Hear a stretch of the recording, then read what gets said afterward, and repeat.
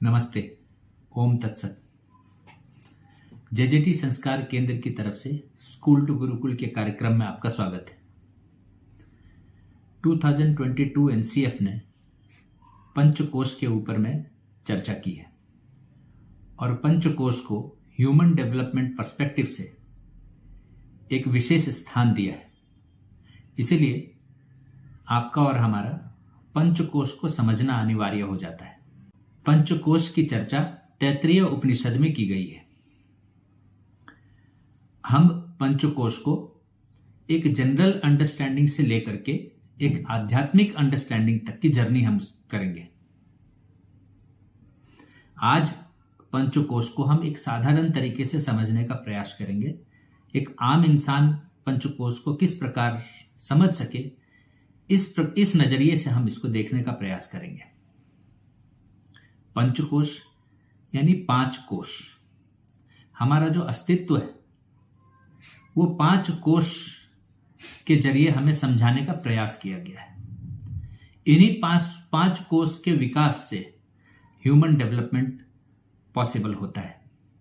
ये एक मॉडल है ह्यूमन डेवलपमेंट का। अन्य मॉडल जैसे अष्टांग योग है, साधन चतुष्टय है, ऐसे अन्य मॉडल हमारे शास्त्रों में है। उसमें से एक मॉडल जो है वो पंचकोश है। और ये 5 कोश कौन कौन से हैं? हमारा जो सबसे पहला है वो अन्नमय शरीर। ये जो स्थूल शरीर, ये जो हमें अपने इंद्रियों से दिखता है, जिसको हम महसूस कर सकते हैं, ये अन्नमय कोश कहलाता है। और इस स्थूल शरीर को संचालित करने वाली जो एनर्जीज हैं, जैसे हमें भूख लगता है या हम भागते हैं, एनर्जी जिसमें आती है, खेलते हैं, कूदते हैं, कुछ कार्य करते हैं, इसको प्राणमय कोश कहते हैं। ये प्राण की वजह से है। और हमारे प्राण को दिशा देने के लिए जो सोच, जो विचार है, जो इच्छाएं हैं, जो भावनाएं हैं, जिनकी वजह से हमारे प्राणों को हम संचालित करते हैं, वो है मनोमय कोश। और हमारे मन को जो गाइड करता है, हमारे मन को जो संचालित करता है, वो हमारा ज्ञान है, हमारी बुद्धि है, हमारा विवेक है। हम जैसा सोचते हैं वैसा हमारी भावनाओं का निर्माण होता है, वो है विज्ञानमय कोश। और अंत में इन सब का उद्देश्य यह है कि हम प्रसन्न रहें, हम सुखी रहें, हम आनंदमय रहें। इसलिए वो अंत में जो है वो अन्नमय कोश है। तो ये 5 कोश है। अन्नमय कोश हमारे स्थूल शरीर का हिस्सा है। प्राणमय, मनोमय और विज्ञानमय कोश हमारे सूक्ष्म शरीर का हिस्सा है, क्योंकि हम उसे अपने इंद्रियों से देख नहीं सकते, सिर्फ महसूस कर सकते हैं। हमारे अस्तित्व का अंग है वो। और आनंदमय कोश हमारे कारण शरीर का हिस्सा है। ये स्थूल शरीर, सूक्ष्म शरीर और कारण शरीर मांडुक्य उपनिषद में विस्तार से बताया गया है। ये हमारे चर्चा का बाद में विषय होगा। अभी हम इन 5 कोश के ऊपर में चर्चा करेंगे। तो इसको हम साधारण तरीके से 2-3 प्रकार में हम समझेंगे। एक टॉप डाउन मॉडल है, एक बॉटम अप मॉडल है। टॉप डाउन मॉडल मतलब हम आनंदमय कोश से अन्नमय कोश की ओर देखने का प्रयास करेंगे।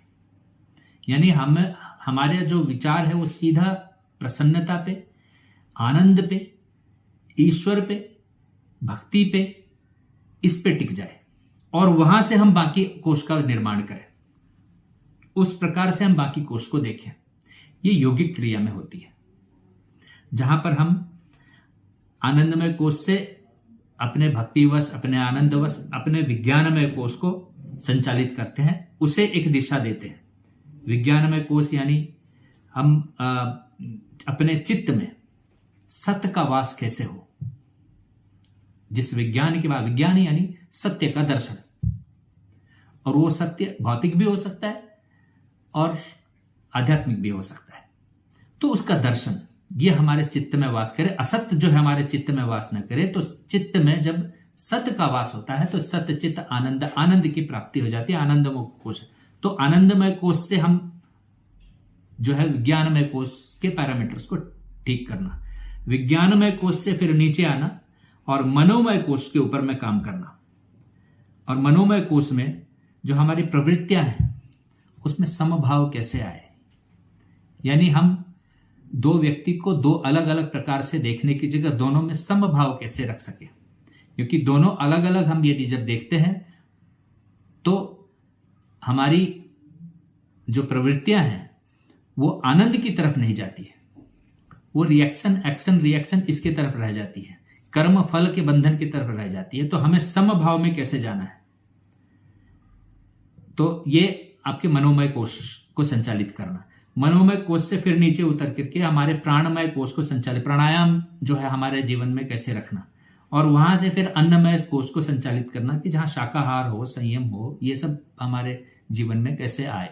तो वो एक योगिक क्रिया है जो टॉप डाउन मॉडल है, प्राण अपने पंचकोश को के फिलॉसफी को यूज करते हुए ह्यूमन डेवलपमेंट पर्सपेक्टिव को इंप्लीमेंट करने का।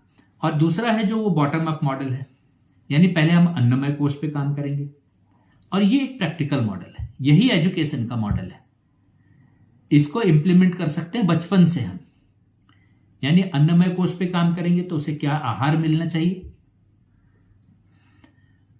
शाकाहार होना चाहिए, शुद्ध होना चाहिए, समय पर होना चाहिए, डिसिप्लिन्ड होना चाहिए। ये सब जो है अन्नमय कोश का कार्य जो है वो हम कर सकते हैं। और फिर प्राणमय कोश, प्राणमय कोश बचपन में खेल होना चाहिए, उसके बाद भूख लगनी चाहिए बच्चों को, समय के हिसाब से सब खेल कूद होना चाहिए, सुबह जल्दी उठें, ये सब जो है प्राणमय कोश। उसके अंदर ऊर्जा कैसे है और ऊर्जा को हम संचालित कैसे करते हैं, ये प्राणमय कोश पे काम हो सकता है बच्चों के ऊपर में। और फिर मनोमय कोश, मनोमय कोश बहुत इंपॉर्टेंट है क्योंकि बचपन में ही भावनाओं का, अच्छे या बुरे भावनाओं का निर्माण और नर्चरिंग जो है वो हो जाती है। तो जो बुरे भावनाएं हैं जैसे द्वेष है, ईर्ष्या है, इन सब को हम कैसे रिड्यूस करें, और जो अच्छी भावनाएं हैं, निस्वार्थ है, सेवा है, जो अच्छी भावनाएं है, उसका निर्माण हम बच्चों में कैसे करें, ये मनोमय कोश जो है। इसके ऊपर में आप कहानियां सुनाते हैं, ये कुछ ऐसे शब्दकोश का प्रयोग करते हैं जिससे कि पॉजिटिव इमोशंस डेवलप हो सके। ऐसे वोकैबुलरीज यूज करते हैं अपने कल्चर में, वातावरण में, बिहेवियर्स में। तो ये मनोमय कोश पे काम करते हैं। और विज्ञानमय कोश तो पूरी एजुकेशनल जर्नी विज्ञानमय कोश को एस्टेब्लिश करने के लिए ही है। और इन सब का जो परिणाम है वो ही है कि प्रसन्न चित्त हो सके बच्चा, यानी प्रसन्न हो सके, सक्सेस, आप उसे सक्सेस कहते हैं कि सक्सेसफुल हो सके। आपका उद्देश्य पैसा कमाने रहेगा तो सुखी होगा। सुख ही होना और आनंदित होने में फर्क है। सुख है तो दुख है, मगर आनंद है तो सिर्फ आनंद है। तो आपका उद्देश्य है कि प्रसन्न और आनंदमय को वो प्राप्त कर सके। इस उद्देश्य के लिए ये चारों कोश पे आप नीचे से ऊपर काम करते हैं। ये बॉटम अप मॉडल है जो प्रैक्टिकल है, जो एजुकेशन में हम इंप्लीमेंट कर सकते हैं। धन्यवाद।